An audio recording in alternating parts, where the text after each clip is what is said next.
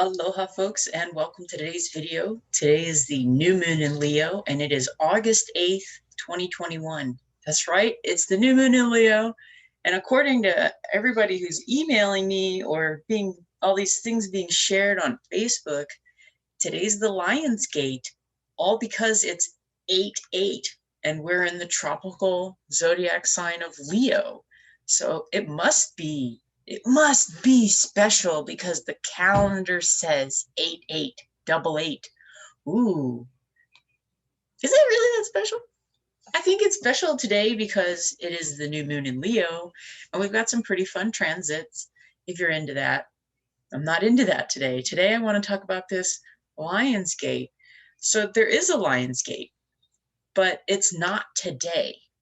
And if you want to know more about the real Lion's Gate, I suggest you go find someone who's more willing to share that information. Might I suggest Lalita at Galactic Shaman Astrology. I will link to her website below in the description.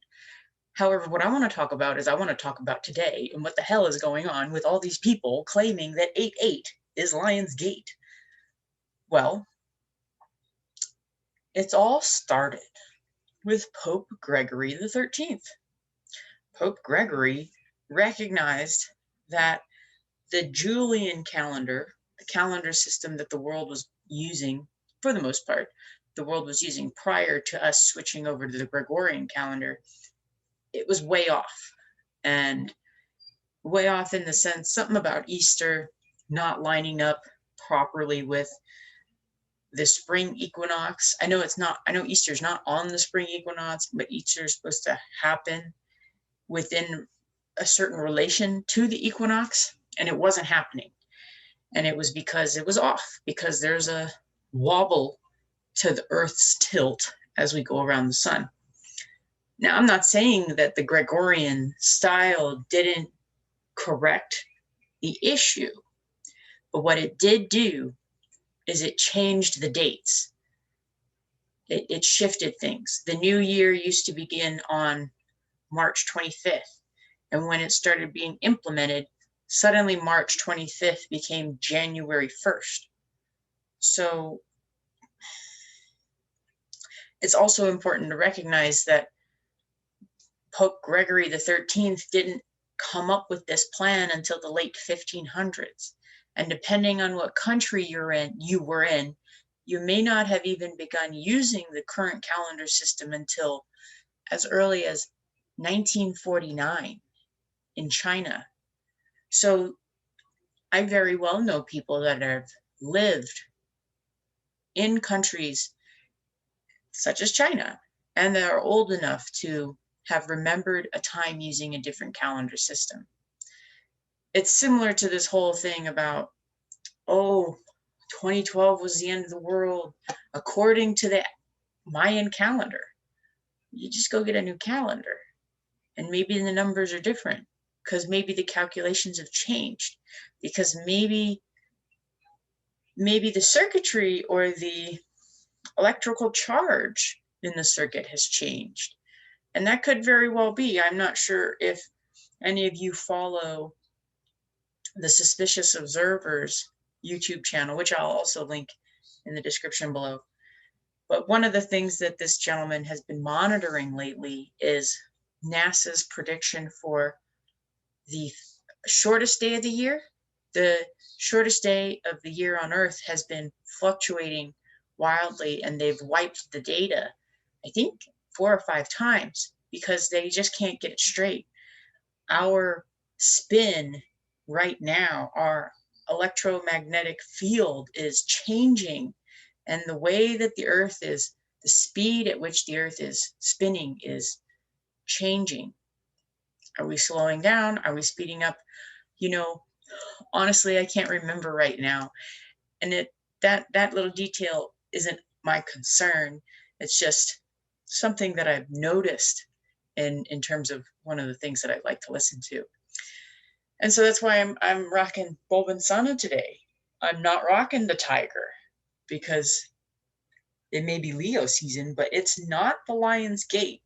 And I'm not going to rock a feline behind me when I'm not going to put my energy into such an egregore. I found it rather fascinating that his name is Pope Gregory. And in, how would I put this? Are you familiar with what an egregore is?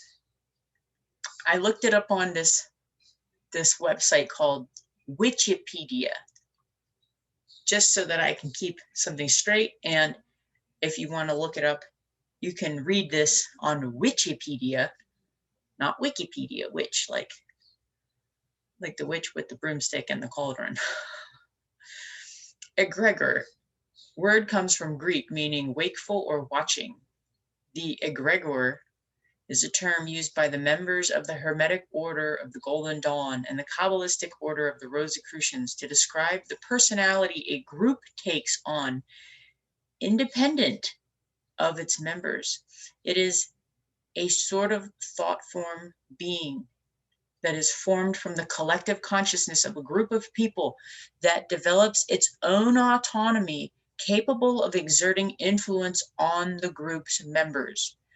Groups can put conscious work and thought into creating an egregore, but when groups work towards collective ideal long enough, it takes on a life of its own. So again, you can go look at Wikipedia to see that same definition. So what it means to me is that when Pope Gregory installed this current calendar, we as humanity have been putting our energy into whatever he initiated. And it's beginning to take a life of its own. And it's beginning to exert its own influences upon us. And it seems to me that there is a lot of talk in certain circles about the hive mind. And it seems to me that there are some people that are very, very against it, and some people that are very for it.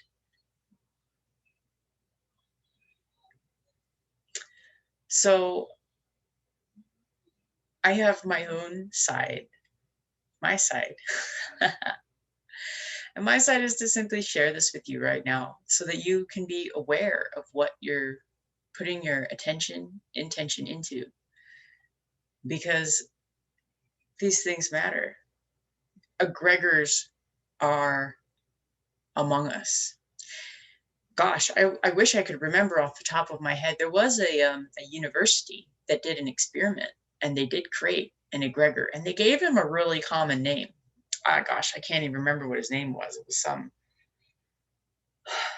normal bloke's name. I want to say bloke because the speaker that I was listening to was not American. I don't recall if he was English or Australian, but he was one of the English-speaking groups that used the term bloke.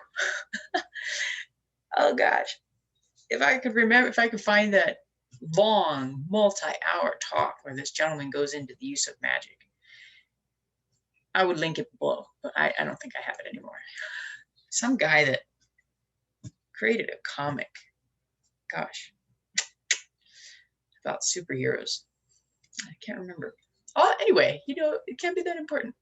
So, be really aware of what you do today, especially with regards to this Lioness Gate, because we're having our new moon in Leo. And if you've watched any of my transit videos leading up to this one, I've been talking about how Leo is this process of self-identity, of discovering self-identity, really learning about what is identity. If we look at Leo from the perspective of the Thema Mundi, Leo will fall into the second house. And identity is a resource. Identity is our greatest resource on our path to self.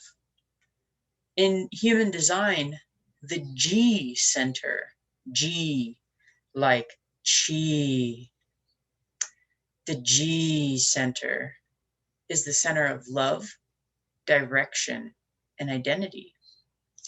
So my question is, because I'm also seeing this, I don't get to what that's about. My question is, who are you? Do you know who and what you are?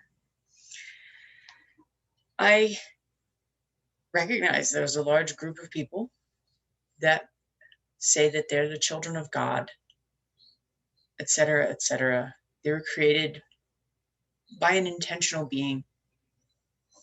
And there's another group that, gosh, I have a friend that says, I swear to science. And he says, the lottery of birth, the random happen chance of inert materials coming together to create biological life. Gosh, that particular individual I'm thinking of that swears to science, his mind is so superior. Anyway, who are you? Who and what are you? Do you know who you are? This is the new moon in Leo. This is your opportunity to plant the seed and discover, uncover. That's discover. There's a cover and it's dissolved. So, are you a child of God? Or are you random materials with the lottery of birth? You didn't ask to be here. Or did you do everything in your spiritual power to come to this plane at this time to do something? What are you here to do? What you're here to do is based on who you are. Who you are is based on where you come from and where you will go. Unless you want to swear to science, and this is all lottery of birth, right? So watch out for the egregores. They're among us. They influence us, particularly if we give them our energy. And know who you are. It isn't necessarily go find out. It's remember. You already know who you are. What really needs to be forgotten is who you're told to be. Other people, aka the egregore, you could say, egregores, because again, there's many. They write the narrative. This brings me to something that I've been wanting to talk about, and I just haven't been able to tie it in. And now is the time, because it's the new moon in Leo. It's time to rewrite history. And gosh, it really bothers me. Oh, it really bothers me when I see people say, it's not his story, it's her story. Let's overthrow the toxic masculinity and patriarchy. I don't want his story. I want her story. And I'm over here. As I said, there's that side and there's that side and there's my side. And I'm over here on my side and I'm like, fuck you both. Fuck you and fuck you and fuck you and fuck you and fuck you and fuck you. I don't care about his story. I don't care about her story. I care about my story. My story. Mystery. I am a mystery. You are a mystery. A eustery? Eustery? Whatever. Mystery. I love the mystery of my life. Your history and your herstory are really interesting. They're fascinating to listen to.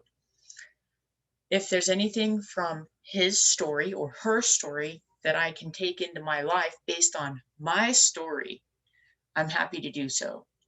but I will not allow anybody else to tell me who I am. I will not allow anyone else to define my life or my story. So I invite you to join me in enjoying the mystery. Welcome to the new moon in Leo. Who are you?